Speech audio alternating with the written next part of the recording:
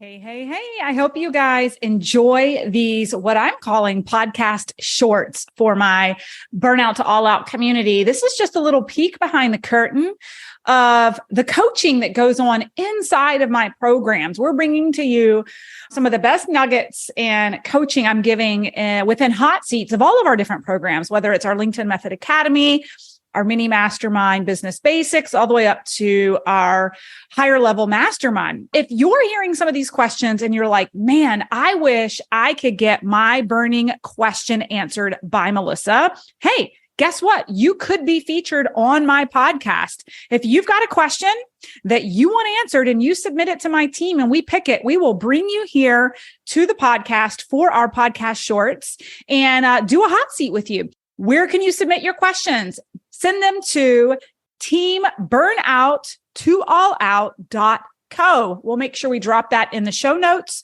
for our podcast shorts. And I hope that you guys find as much value in these shorts as our clients do inside the program. Need some effective tactical advice that actually helps you get results and makes a real difference in your life and business? You've come to the right place.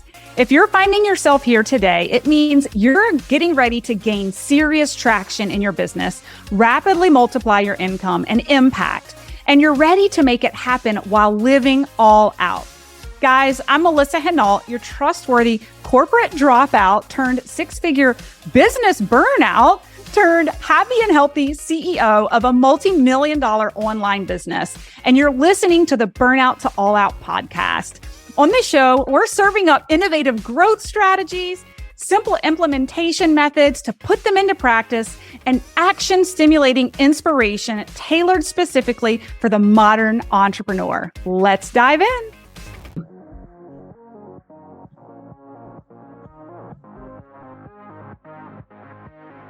With the CEO of You, which is the women's program, so we have a cohort of 6 people in right now. We'll finish in November.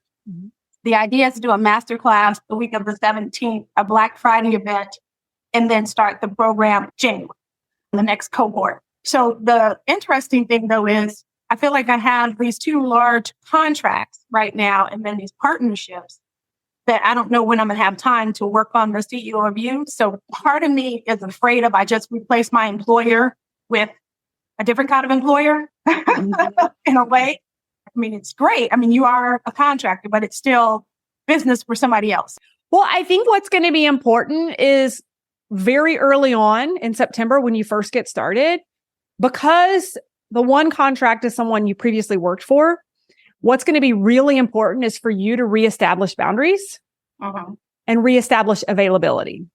Because what I see happen too often is contractors being almost taken advantage of and being kind of owned as an employee, even though you've stepped out of that space. So I would encourage you to have kind of your operating hours, your turnaround time, your times that you're available, right?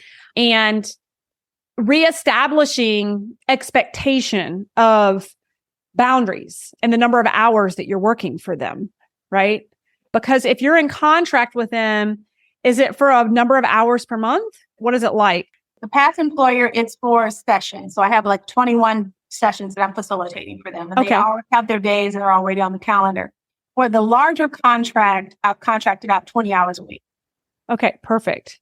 So what I would suggest you do is with the one that you're doing 21 sessions with, and in general, I would set your calendar up and stick to it to when you're doing contract work and when you're working on the CEO of You.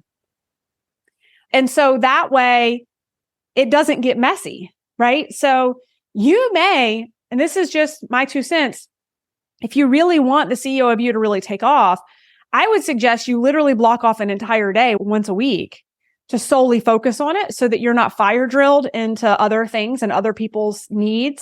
And you can even set up your email that way, right? Have you read The 4-Hour Workweek by Tim Ferriss? I'm reading it right now. Okay, awesome. He talks about this, right? Setting up boundaries in your inbox, right? Like for these clients, you can have an auto response on your CEO of You day, right? That says, hey, on these days, I'm working on X project, but I'll be back in the office tomorrow condition them now. Mhm. You know what I'm saying? Because the more you respond quickly, like an employee, they're going to feel like they're still in charge. And this is going to be kind of an energetic shift of, for lack of a better word, control of time here by you setting the boundary of here's when I'm available. Here's when I'll be checking my inbox, right? I mean, I have a fractional CFO. She has an automated email that comes out to me that says, basically, I'm not working right now on your stuff, but I got your email and I'll be back to you when I'm back in the office working on your stuff, right? And it's a constant reminder that she's not my employee, right? I like that idea, Melissa, because that is true. And then to your point about just kind of combining this with your other thought about when you're first starting out and you're getting these opportunities, you don't feel like you can turn anything down. So you don't feel like, I didn't feel like I could like block a whole day because what if one of my partners wants to book me for that day? Right. And so just having that discipline to be able The discipline is hard, especially when you're first getting started, because it's like you just want to take on everything. Mhm. And I appreciate that. Like there is a point in entrepreneurship where we do just have to like ride the momentum, but then there is a point at which we have to recalibrate that momentum and create boundaries. I mean, although it's been great for the transition with them, what I didn't set out to do was to buy myself a job. Right. Right. I want to own a business. I don't want to buy myself a job. So, yeah.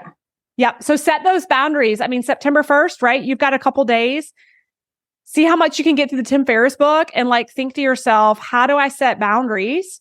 How do I create clear boundaries around my calendar and expectation with these clients now that the pendulum has shifted, right? And now I'm consulting. And how do I level set that now? Yeah. Thanks. Yeah. Thanks, guys, so much for listening in on today's podcast episode. And I can't wait for you to see my upcoming guest in the next episode. You are going to love this keynote speaker. Hey, here's the deal. If you liked this, please subscribe and leave a review. And you want the latest online business growth strategies and exclusive LinkedIn pro tips sent straight to your phone? Text the word update to 704-318-2285. That is, text the word update to 704-318-2285. Can't wait to see you guys. Come find me over on Instagram, LinkedIn, Facebook, wherever you like to hang. I cannot wait to hear how you are enjoying and applying what you're learning. You guys reach out to me over on social because I love hearing what's resonating with you. When you reach out to me and you send me those personal DMs, they really do impact the content I continue to bring forward to you. So again, come find me, Melissa_Hinault over on Instagram, Melissa Hinault over on LinkedIn and Facebook. Can't wait to see you guys over there.